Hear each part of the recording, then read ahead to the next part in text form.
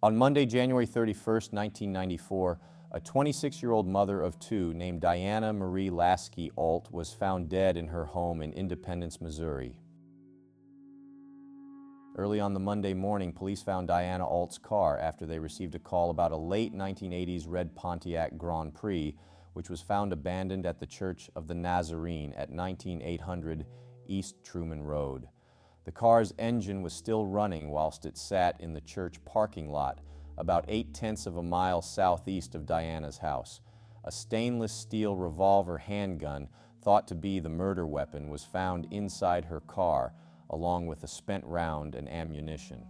The police traced the license plate to Ault and went to her house on East 9th Street. The police found the front door unlocked when they got to the home. When they went inside, Diana Ault's body was found on the floor after being shot, and her 4-year-old son and 6-month-old daughter were crying next to her. Her 4-year-old son told police he had been picked up by the killer, who put him in the bedroom closet. The killer then drove off in Diana Ault's car. When the police arrived, he said to them, "Somebody shot Mommy." 26-year-old Diana Ault had just come home with her children after visiting her mother, Doris Dutton, during the Super Bowl 28 on Sunday, January 30th, 1994, and then visited her friend on the way home.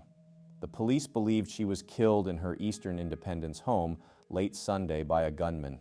Her husband, Tim Ault, was at work in Kansas City, Kansas, when Diana Ault had been shot by the unknown gunman.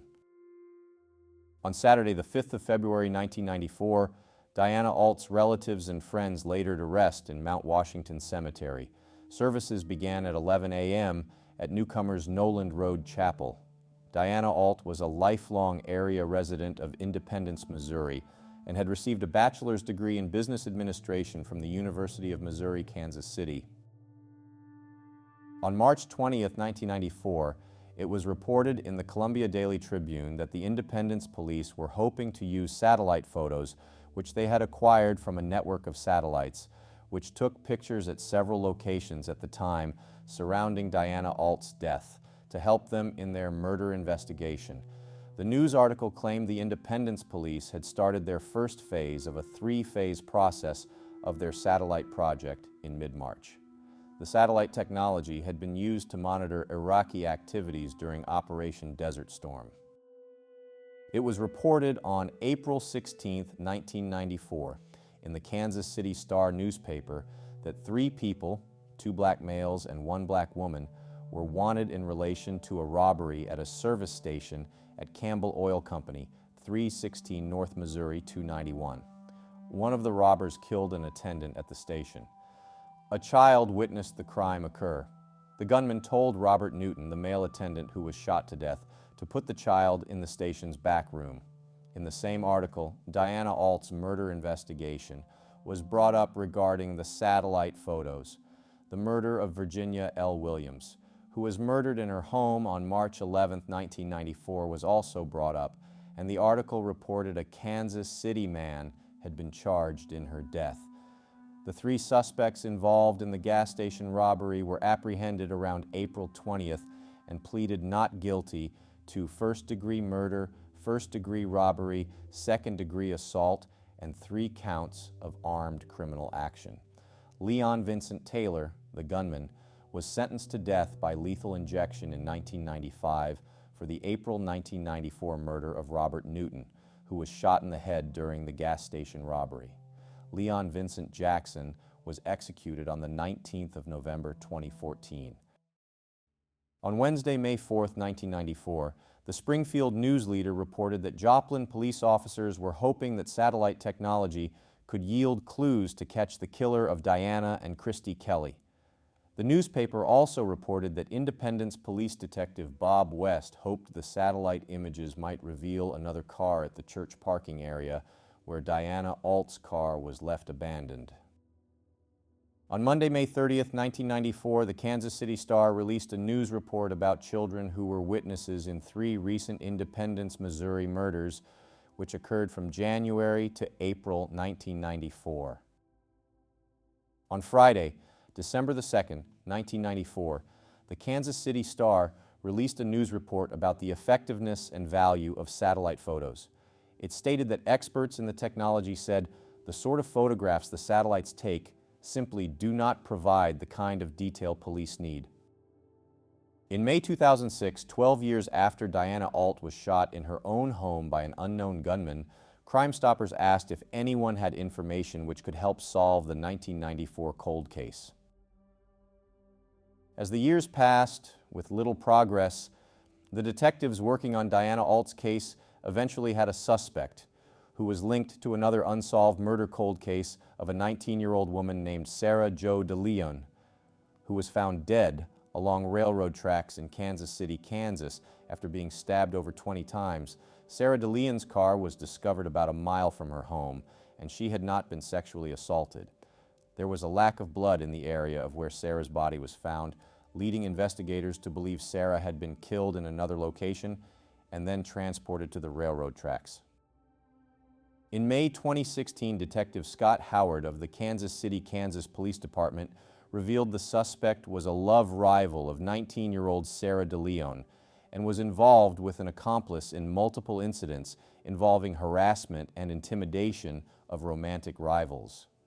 Sarah DeLeon's case was reopened in July 2014 after new DNA collection and testing technology prompted them to reopen it.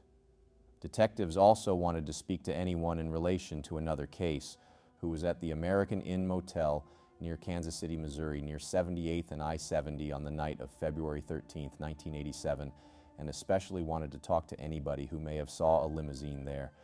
Detectives thought the suspect and an accomplice tricked the victim to get into the limousine. The investigators did not reveal how the February 13, 1987 incident was connected to the other two cases. Giving us their time. I'm Detective Howard. This is Detective Wojciechowski, my partner.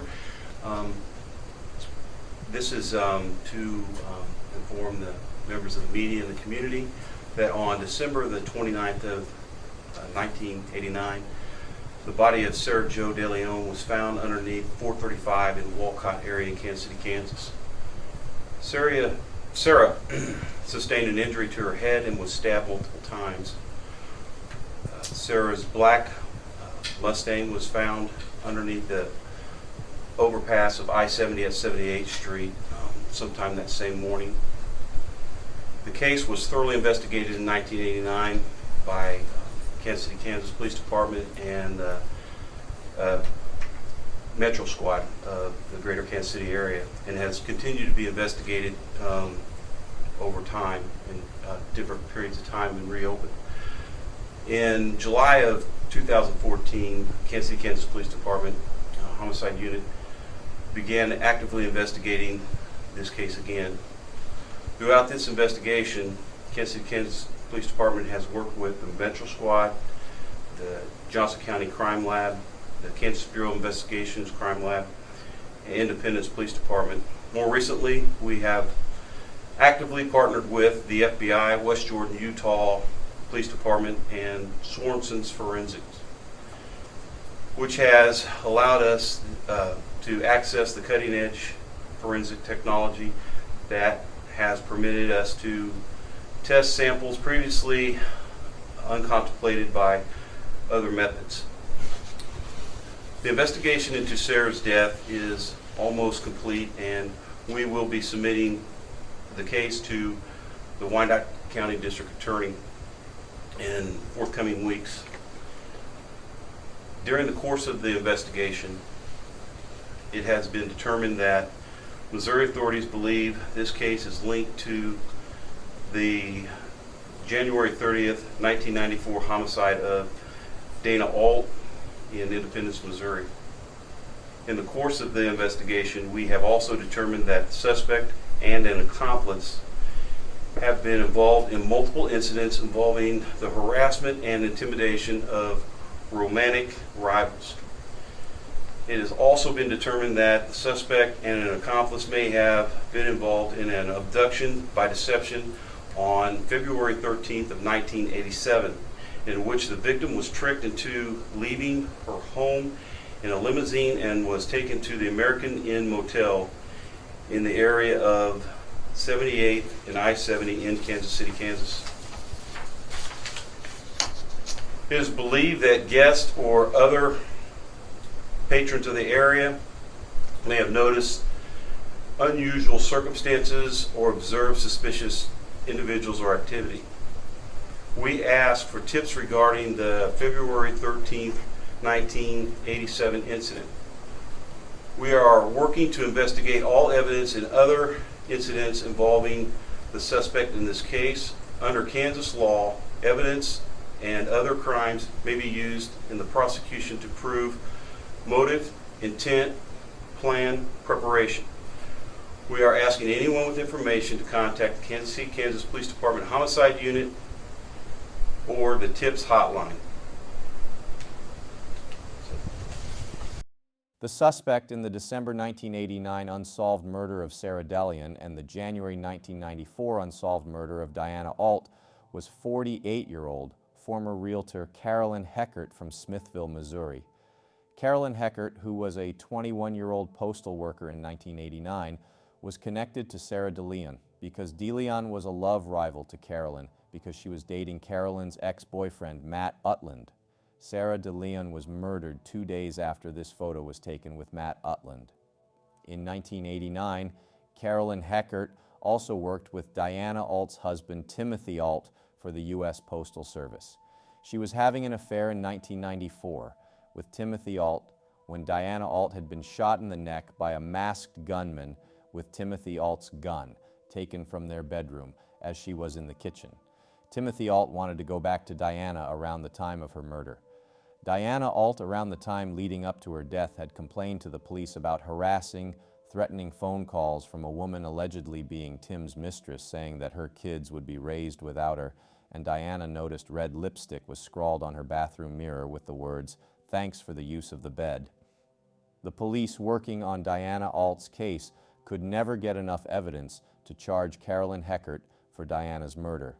But on Wednesday, October 19, 2016, U.S. Marshals arrested the mother of two in Smithville, Missouri, on a first-degree murder charge for the killing of Sarah Delian. The next day, she was held in the Clay County Jail on a $1 million bond, awaiting extradition to Kansas. Chris Heckert waived extradition, was moved back here, and is now held tonight on $1 million bond. Heckert faces a first-degree murder charge in the 1989 stabbing death of her rival, 18-year-old Sarah DeLeon. Heckert had dated Sarah's boyfriend, but he broke up with her and went back to Sarah. We have just obtained this Clay County Jail video under Missouri's sunshine laws. It shows Heckert on crutches after a surgery, soon after waiving extradition, in her last moments there before being transferred to the custody of Wyandotte County deputies. Heckert arrived at the Wyandotte County Jail this afternoon. Her first court appearance here could come as soon as tomorrow. This means the legal process for Heckert in Wyandotte County has now begun. At a hearing on Tuesday, January 17, 2017, Carolyn Heckert's bond was cut in half from $1 million to $500,000 after her attorney John P. O'Connor had initially asked at the hearing for her bond to be reduced to $100,000. Heckert's defense attorney argued that the case against her was circumstantial and that no DNA or physical evidence linked Carolyn Heckert to the killing. He argued she was not a risk to flee, noting she had remained in the community even though she knew she was considered a suspect.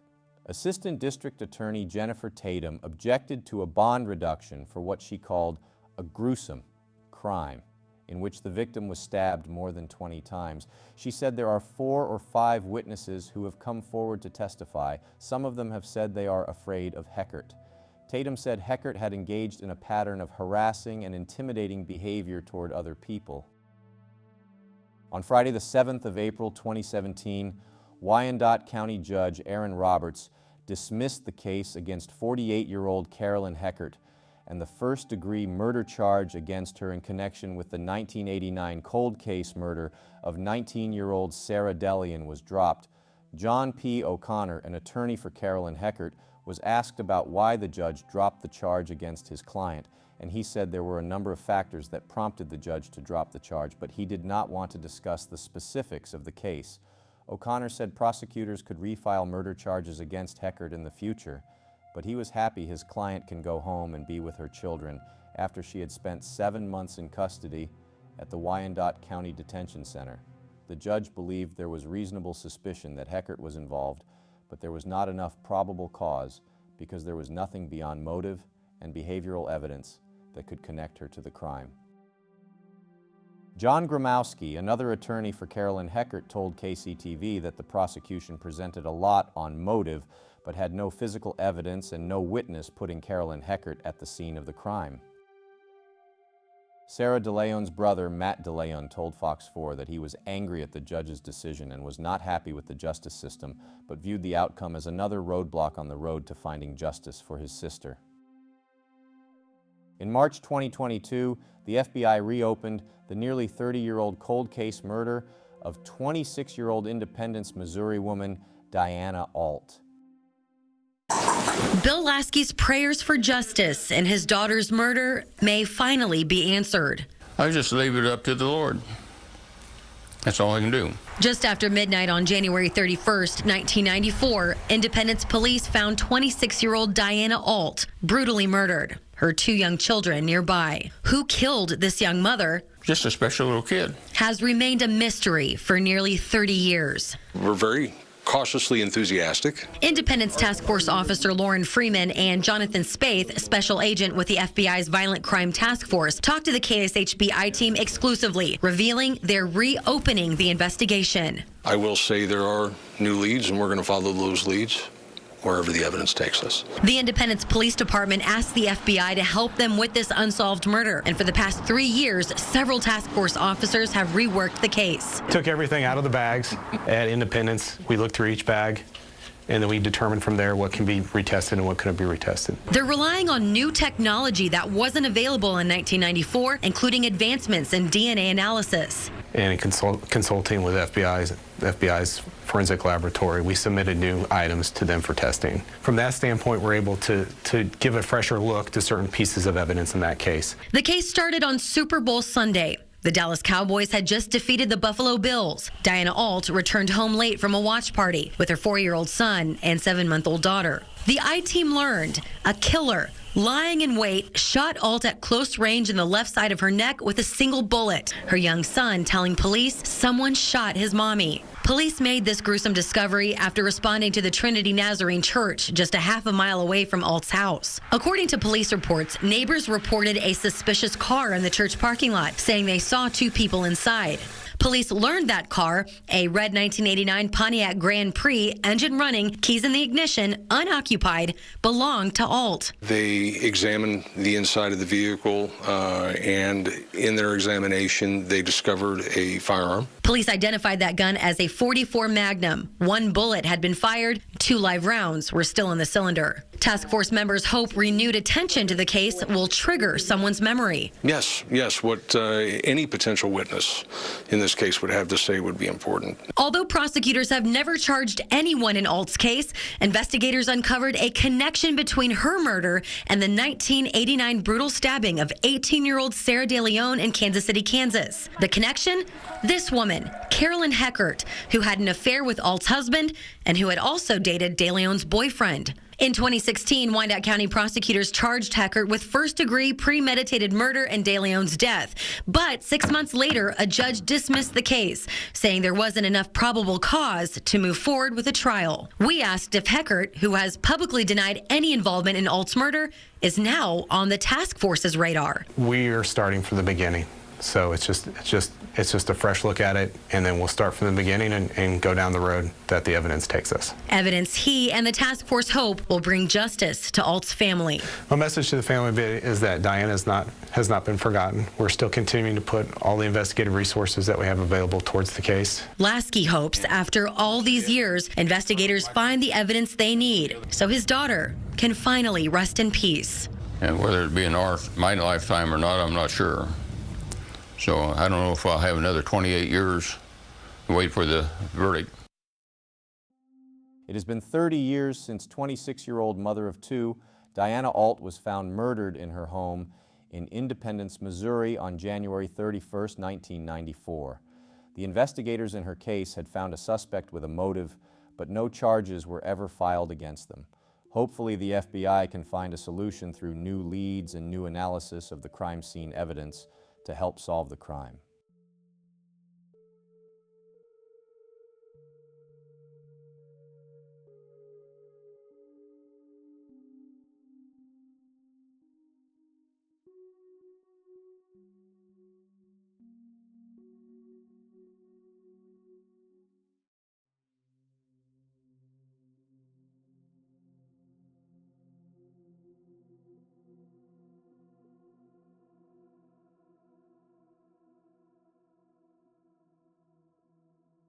On Monday, March 20th, 1995, 17-year-old Julie Lynn Ferguson finished her shift as a part-time sales clerk at Linens and Things in Greenway Shopping Center in Greenbelt, Maryland. Two female friends of hers had promised to pick her up when she got off work at 9:30 p.m. so they could give her a ride to an evening wake for a friend's mother who had died in a car accident on St. Patrick's Day. Julie's friends arrived later than expected and got there not long before 10 p.m.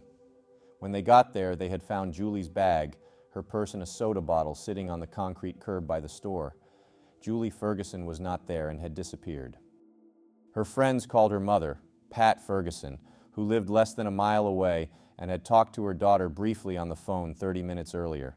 She frantically headed to the shopping center and immediately feared the worst. A day after Julie had gone missing, in the early morning of Tuesday, March 21st, 1995, a passerby discovered the body of a teenager in the 12100 block of Daisy Lane in Glendale, Maryland. The body found was Julie. Lieutenant Mike McQuillan, commander of the homicide unit for Prince George's County Police, headed to the scene at about 6 a.m. and later called Pat Ferguson at 7 a.m. to inform her of the sad news that her daughter had been found deceased. A medical examiner later confirmed 17-year-old Julie Lynn Ferguson's cause of death was from strangulation. Her throat had been slit, she was found fully clothed, and there was no sign that she had been sexually assaulted. On Saturday, March 25, 1995, 17-year-old Eleanor Roosevelt High School student Julie Lynn Ferguson was laid to rest at the Fort Lincoln Cemetery in Brentwood, Maryland. On Thursday, March 30, 1995, the Greenbelt News Review reported that Greenbelt Chief of Police James Craze said that police investigators were looking into the possible connection between the recent death of Eleanor Roosevelt High School student, 17-year-old Julie Lynn Ferguson, and the shooting of a boy.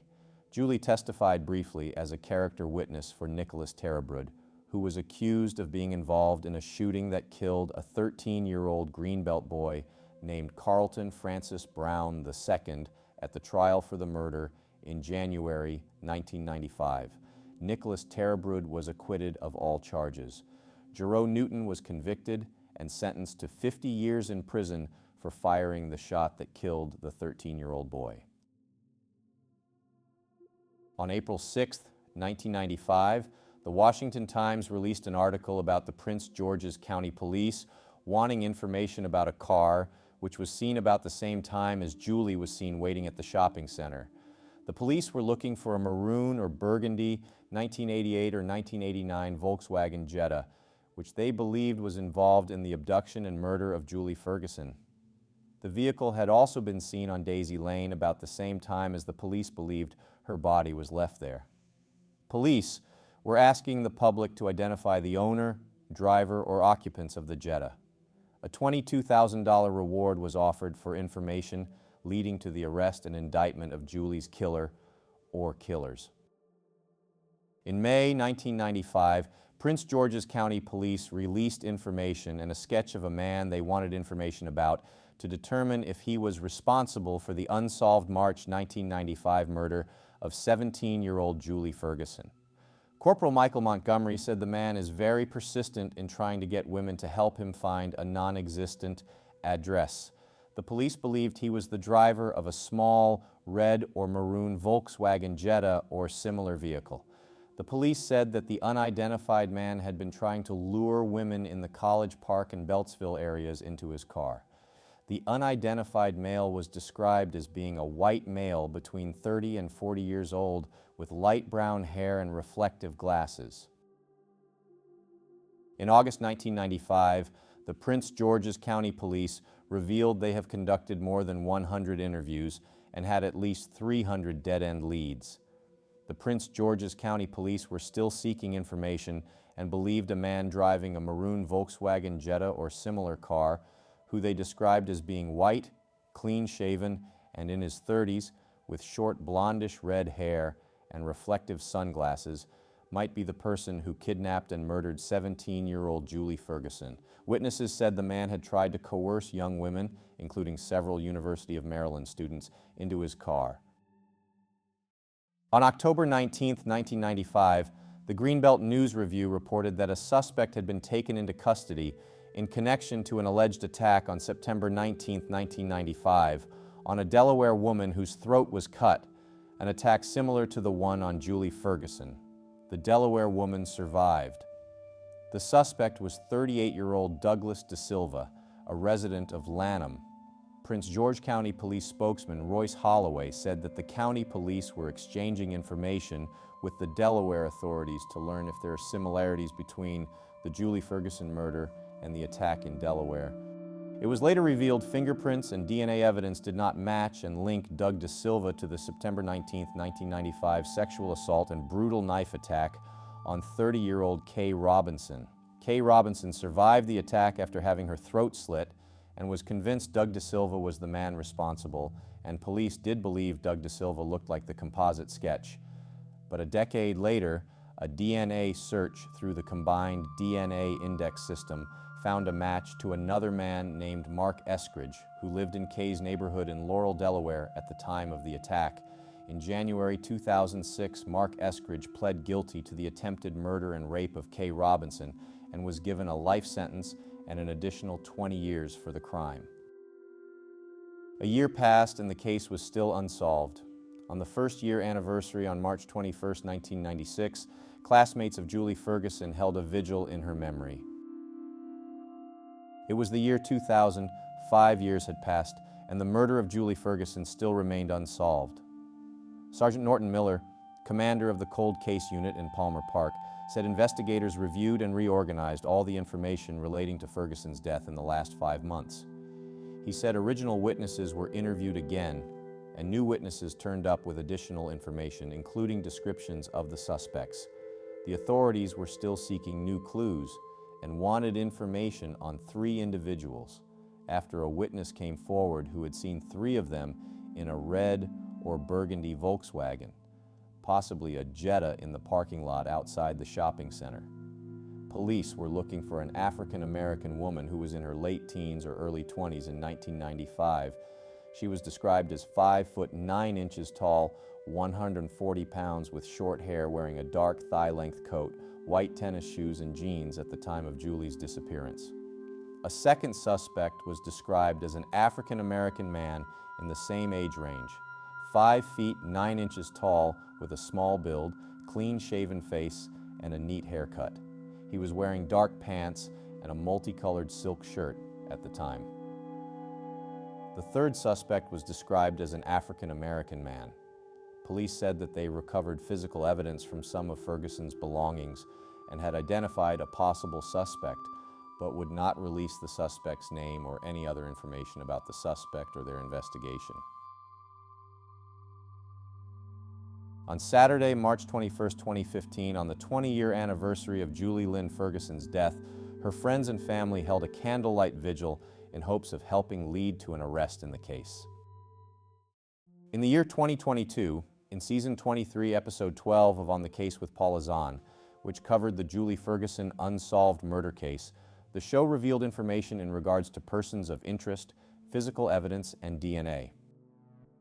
The police had persons of interest. One of them was a teenage male named Victor, who had a disagreement with Julie in the store where she worked at Linens and Things. He tried to make a purchase in the store with a credit card, and the credit card got rejected, and Julie had to confiscate the credit card.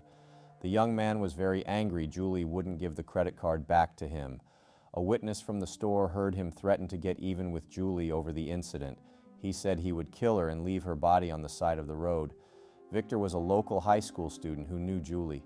When Victor spoke to police, he said the credit card incident wasn't a big deal and that he had no ill will against Julie. His alibi was that he was punished by his parents and his parents took his vehicle off him, so he had no means of transport. His parents could not vouch for his alibi, and he was infatuated with Julie. He kept a picture of Julie on his dashboard in his car. It was speculated maybe he was also upset that Julie had rejected his advances. However, outside of suspicion, Nothing tied him to the crime and the time of Julie's disappearance. Another person of interest was 20-year-old Noel Smith, who had a history of making threats of violence and beating on females.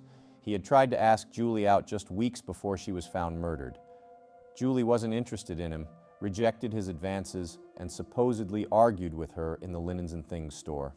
Noel Smith kept asking her out and didn't take rejection lightly. He was also known to race cars and regularly drove by Daisy Lane and was seen in the area often. He had access to several cars through acquaintances. Noel Smith also had a friend who had a red vehicle. Noel Smith asked a female friend to be an accomplice to a murder. Noel was interviewed and told investigators he had taken Julie Ferguson out in the past and admitted he was at the Linens and Things store 2 weeks before her murder, but said he never argued with her. He said he was nowhere near the store the night Julie disappeared and was with 2 of his friends hanging out watching TV at the time. His friends backed up his alibi. Noel David Smith, now 50 years old and is currently in prison for murder, was charged in August 1996 when he was 22 years old with first-degree murder and was charged with assault with intent to murder, rape, and robbery. He had been in trouble with the law throughout his life.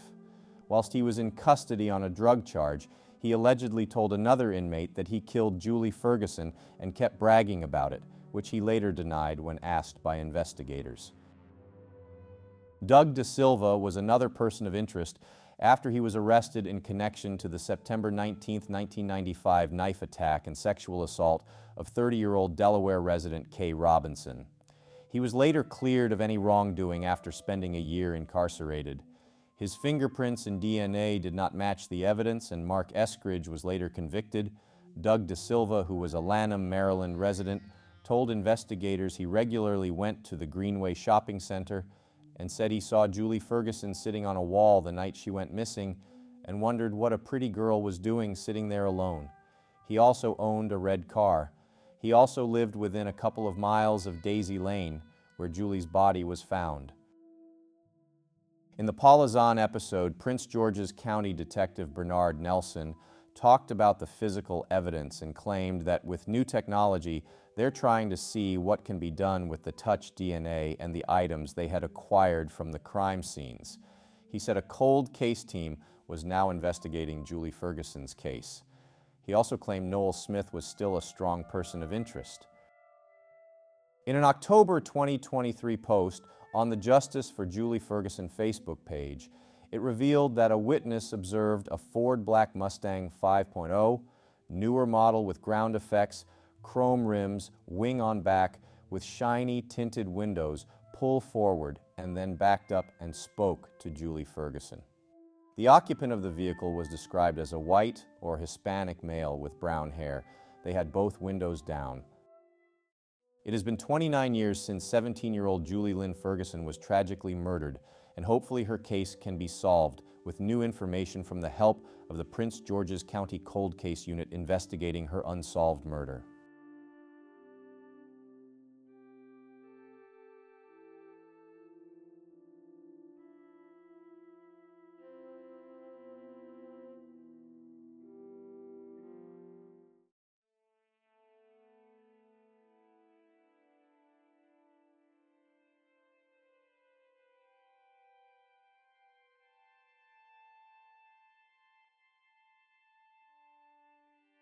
In Tulsa, Oklahoma, on June 6, 1998, at approximately 9 p.m., 16-year-old Dena Ann Dean had just gotten off work at Arby's restaurant on 5980 South 49th West Avenue and was last seen by her friend Brandy McClellan in the Town West Shopping Center at 5616 West Skelly Drive, where her friend worked at Marvin's Buy for Less Food Store at about 10 p.m. Dena was going to give Brandy McClellan a ride home from work after Brandy McClellan's shift at Marvin's was over at 11 p.m. Dena's car was left abandoned in the Town West Shopping Center parking lot, and a sandwich from Arby's was still in her car along with her wallet. She had disappeared and was suspected to have been abducted. On Tuesday, the 9th of June, 1998, the Daily Oklahoman released information about 16-year-old Dena Dean's disappearance and that it was being treated as a possible abduction. The FBI started working with the Tulsa County Sheriff's Office to help find her. FBI spokesman Dan Vogel said her friends told officers that it wasn't unusual for Dena to leave her wallet in her car. Dena Dean was last seen wearing her Arby's uniform, including a burgundy polo shirt, black jeans, and black shoes. On Friday, the 12th of June, 1998, the Sapulpa Daily Herald released an article which brought up the FBI's involvement in the case, and that they asked Dena Dean's parents if she could be a runaway and if they had been fighting with Dena, and they responded that they did not have a fight with Dena and that she did not run away. Dena Dean's mother, Diana Dean, speculated that she didn't think Dena would have got into a stranger's car without a struggle, and she hoped whoever had taken her would not be so cruel as to kill her. Dena's father, Larry Dean, said he found Dena's wallet in the car, but neither her keys or her pager was in the car. Dena Dean's mother said to a reporter that her daughter was wearing a silver pendant that she and her father gave to her on her birthday in February that said, "Sweet 16." On the morning of Friday, June 12, 1998, after receiving tips about where Dena's body could be found, the Tulsa County Sheriff's Office and the FBI launched a massive search of 35th Street and 49th West Avenue, and at 10:30 a.m. eventually discovered a female body wearing clothing matching the description of that in which 16-year-old Dena Ann Dean was last seen was found further up the hill. Her decomposed body was located in a field near a pond approximately 2 miles north of town west in an area near 51st Street South and 49th West Avenue. The remains were identified as being Dena's through dental records. The Tulsa medical examiner ruled the manner of death as homicide. A couple of days passed, and the police were still looking for the suspect or suspects in what now was a homicide investigation. Reports from the day she went missing claimed Dena had been seen arguing with someone in a red pickup truck parked on an access road next to the shopping center around the time of her disappearance. Investigator Craig Bivens of the Tulsa County Sheriff's Department said the reports are probably going to turn out to be nothing. On July 1, 1998, the Sapulpa Daily Herald released an article with information that the investigators are still looking for a crucial piece of evidence in the death of Dena Dean. The key ring Dena Dean had been carrying the night she disappeared had not been found. Investigators found her pager and her ponytail holder at the scene, but did not find her key ring, which had several keys on it. Dena's body had been released to the Heath Griffin funeral services, but a cause and manner of death was still pending. Scott Evans, spokesman for the medical examiner's office, said it could take up to 12 weeks to make a final report on Dean's death and release the results of an autopsy on her body. At 2 p.m. on Tuesday, July 2, 1998, Dena Ann Dean's funeral service occurred in the Red Fork Baptist Church in Tulsa. Around 600 of Dena Dean's family and friends said their final goodbye. 16-year-old Dena Ann Dean of Tulsa was born February 26, 1982, and had lived in Tulsa all her life. She was an honor student and member of the Webster High School marching band and played clarinet. Dena Dean was buried at Floral Haven Cemetery.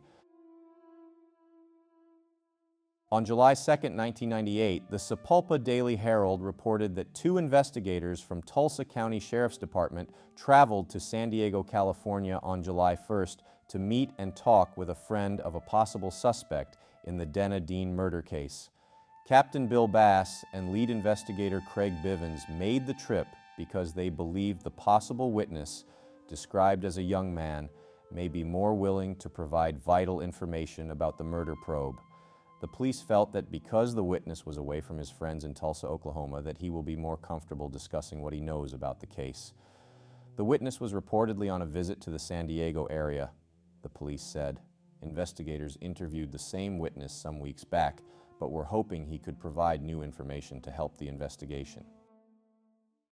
On Wednesday, July 29, 1998, the Tulsa World released an article about the investigators awaiting lab results from dozens of seized items taken from a 1994 green Ford Tempo, including hair and dirt samples, which were being tested at the FBI laboratory in Washington, D.C.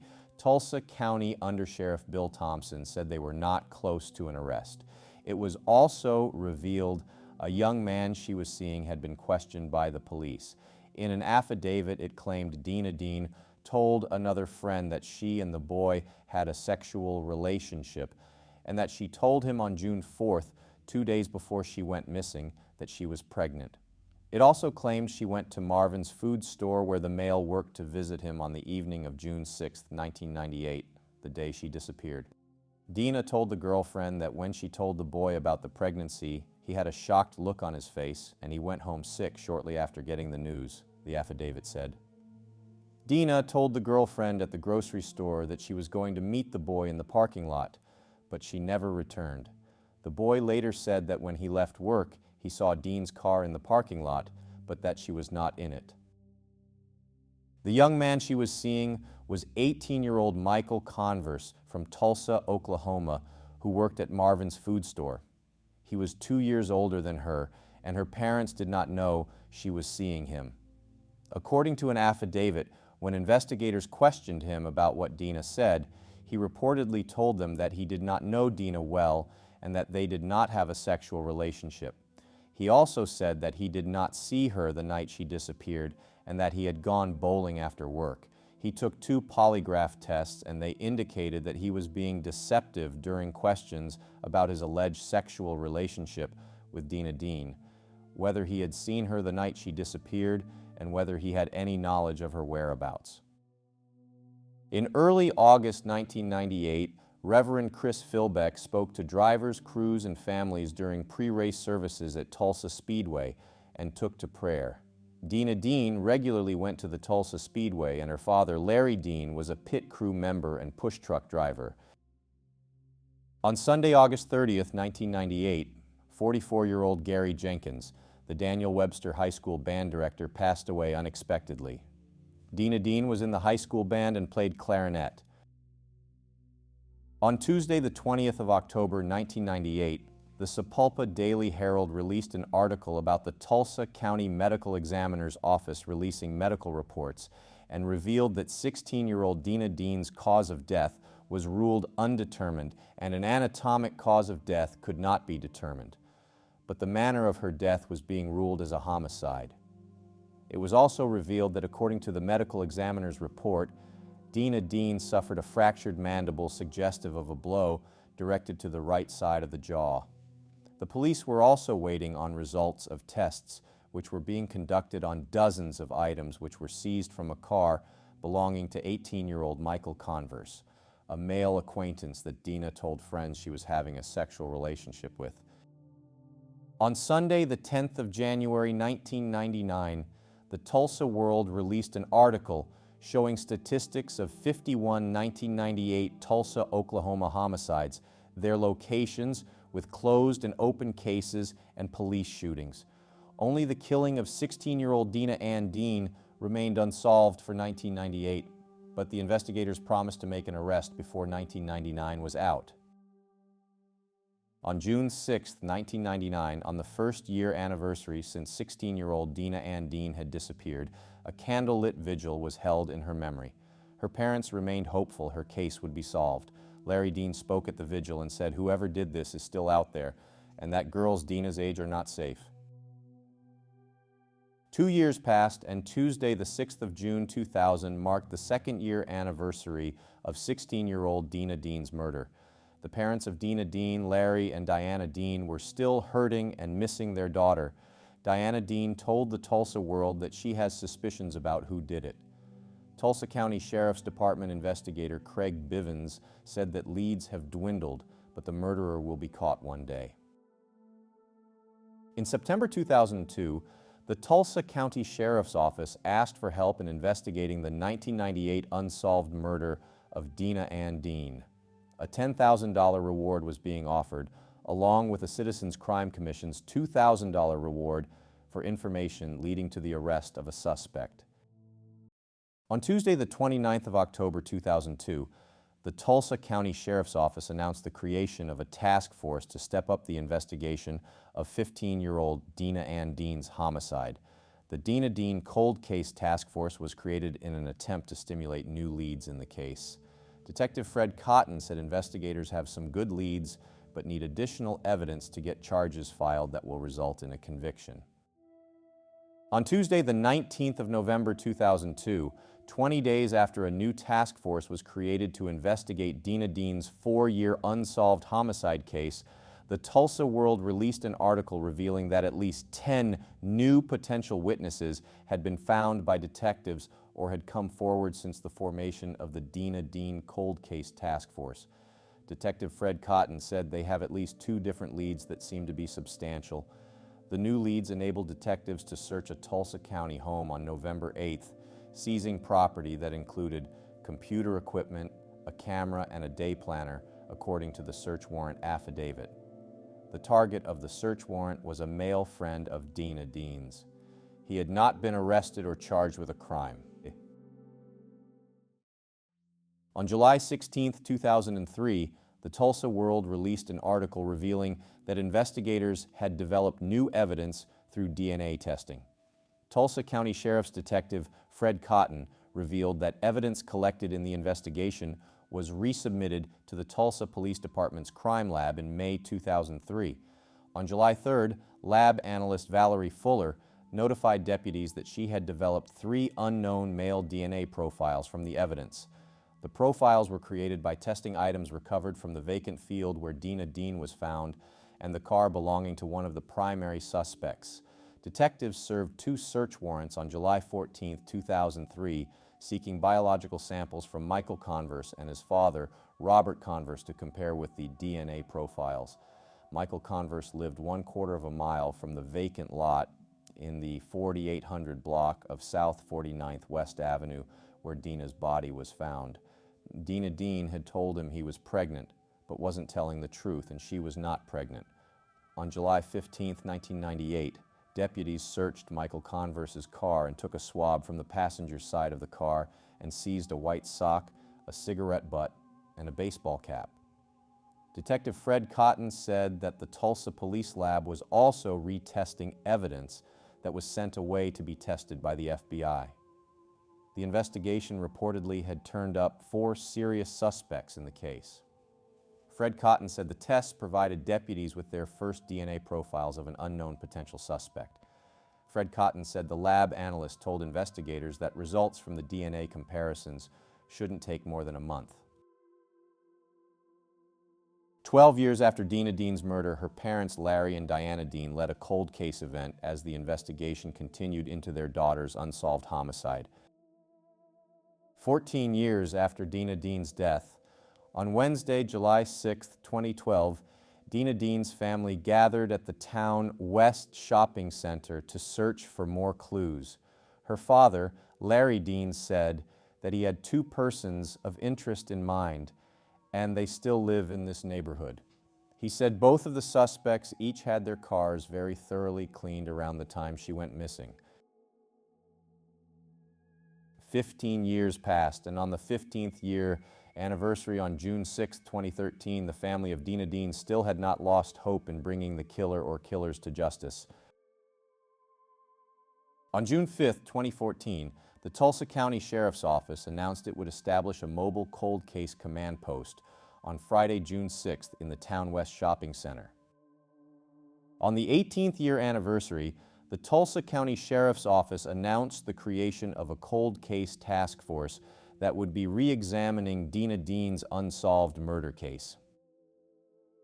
At a news conference on Thursday, the 18th of August, 2016, a forensic psychologist who was serving as a temporary professor in Tulsa spoke at the news conference and said that his advice to the perpetrators would be, "Don't buy any green bananas." His message was interpreted that maybe an arrest might be near.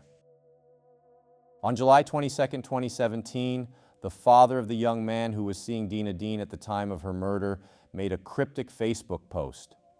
In the post, Robert Converse, a Tulsa minister, alluded to a suicide threat.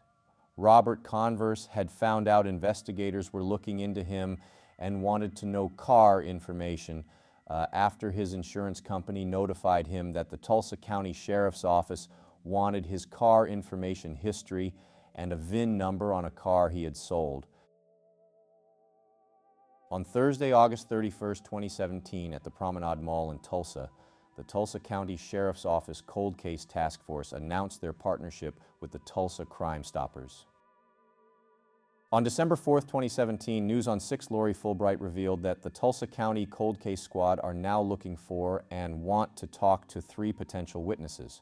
One of the witnesses was Michael Converse's mother, Dewilla Converse, who lived about a mile from where Dena's body was found, and investigators believed she had information specific to the case.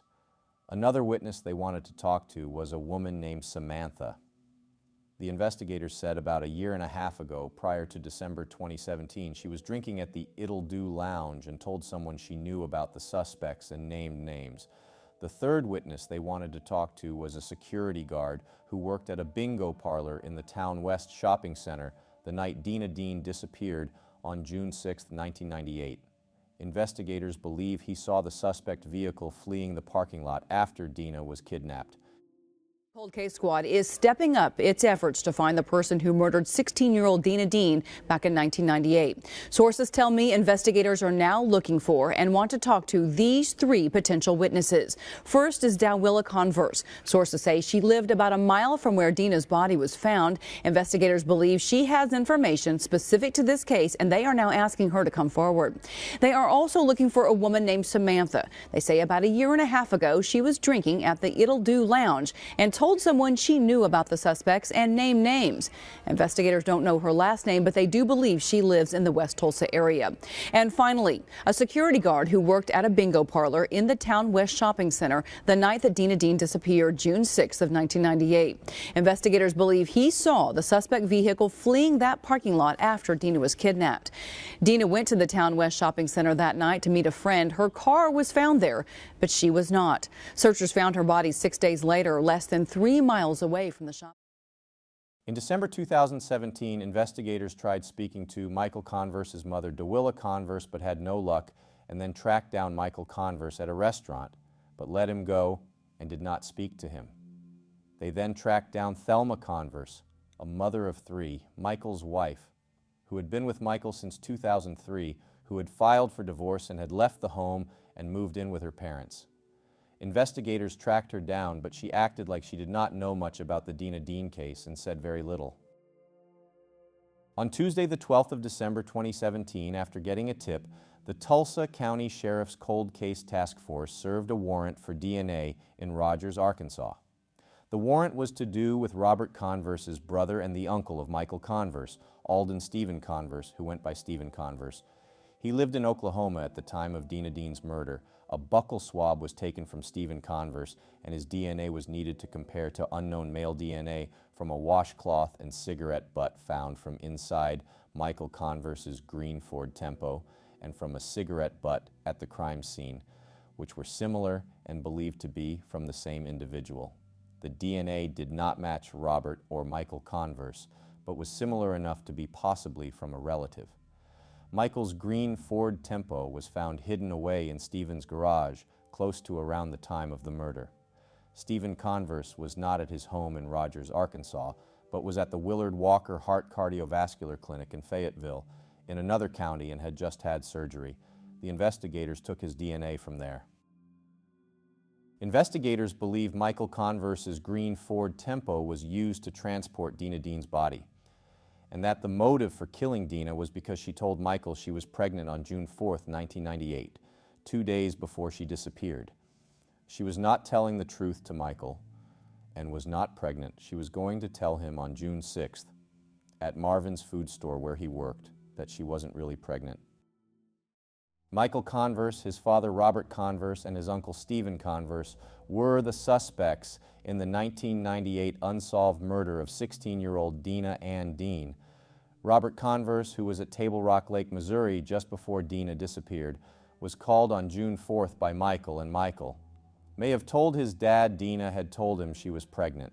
His dad Robert came back from Missouri on June 6, 1998, and went to Marvin's food store around 9:40 p.m. that day to visit his son 20 minutes before Dena went missing, and tried to get his son's time card in a bottle when the police were still searching for Dena, but the time card had already been taken care of. One witness of 6 witnesses who spoke to investigators, witness 5, told them that Michael's father Robert and his uncle Stephen killed Dena and were in a red truck, and told investigators a detail of the crime scene that had never been released that matched a crucial fact in the case. Robert Emery Converse, who was brought up in West Tulsa, who presents himself to be a Christian minister and a man of God, and had worked in real estate, had been married 6 times, had 2 sons, and had Michael with his first wife, Dowilla. Robert Converse had been arrested previously in the past on domestic violence charges. He had been described as being a very angry person and manipulative by a former wife. Witness 1 of 6 told investigators that a woman told him that Robert Converse showed up at her house on the night Dena disappeared and was covered in mud and needed his clothes washed. Witness 2 of 6 told investigators his brother, Stephen Converse, showed up to Robert's home and pushed him to the wall and threatened him if he ever talked about the case. On Thursday, December 14, 2017, the Tulsa County Sheriff's Cold Case Task Force served a warrant for electronics in Creek County and had got phones and a laptop from Robert Converse and his wife, Cindy Converse. Robert was having an affair with Cindy at the time of Dena's murder and had been married twice to her. Cold case investigators get a search warrant today in the 1998 Dena Dean murder case. It's the 3rd warrant they've gotten in just the past week. News on 6 crime reporter Lori Fulbright has been on the story for 19 years and has the exclusive new details tonight. Lori? Well, Terry and Craig, new documents show investigators have interviewed 6 confidential witnesses recently who have provided crucial details about this case, leading investigators to focus on Dena Dean's boyfriend, the boyfriend's father and uncle as suspects. Investigators say it all hinges on Dena telling her boyfriend she was pregnant just 2 days before she disappeared. Documents say confidential witness number 5 told investigators when the boyfriend's father learned that Dena claimed she was pregnant, he rushed back from Missouri to West Tulsa to confront Dena at Marvin's grocery store.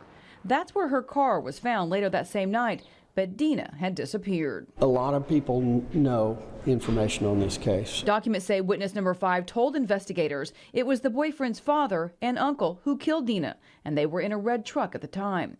Witness number 5 also gave a detail of the crime scene that had never been released that matched a crucial fact in the case. It's the most rapid moving cold case I've ever been involved in, and that's almost 40 years worth. Documents say witness 1 said a woman told him the boyfriend's father showed up at her house the night Dena disappeared and he was covered in mud, needing his clothes washed. Dena's body was found 6 days later in a field by a pond. That field was close to both the grocery store and the boyfriend's home. Confidential witness 2 had told investigators the uncle had once stormed into the home of the boyfriend's father, pushed the father against the wall, and threatened him if he ever talked about the case. Investigators say they're waiting on test results from DNA recently taken from the uncle. They say cell phones belonging to the boyfriend's father and others are now being analyzed with technology that was not available at the time of Dena's murder. I think that, the end could potentially be near. Of course, these retired investigators are doing all of this work on their own time and money. They say if anyone has information, now is the time to talk, because people who knew something but kept it secret could also possibly face charges. Michael Converse, who regularly was seen around Lover's Lane where Dena's body was found, had also had his phone taken and analyzed. All the texts were looked at from his phone, his father's and Cindy's. There was no confession on the phones, but information was deleted. Robert came across as the dominant one in the text conversations. A box was also taken from the trunk of Michael's green Ford Tempo and was checked for Dena's DNA, but it came back negative. Luminol hits were found on the carpeting of Michael's car. Dena's pager was resubmitted for testing, but no positive results came from the testing. Dena's fingernails were also sent in to be tested. DNA found from the cigarette butts from the dump site linked Michael's uncle Stephen Converse through a familial DNA match and an unknown female to the crime scene. After items were resubmitted for DNA testing in 2018, Michael Huff, who was the Tulsa Police Department detective supervisor at the time, wanted to present evidence to the prosecutor's office to get the suspects indicted, but that never came to fruition. In 2018, Tulsa Cold Case Task Force investigator Dorsey Doc Shannon told Narissa Knight of True Crime News that the investigators were looking to retest Dena's clothing with new technology to see if they could get fingerprints. As of June 2024, the 26-year-old murder of 16-year-old Dena Ann Dean is still unsolved, despite investigators acquiring key information throughout the investigation.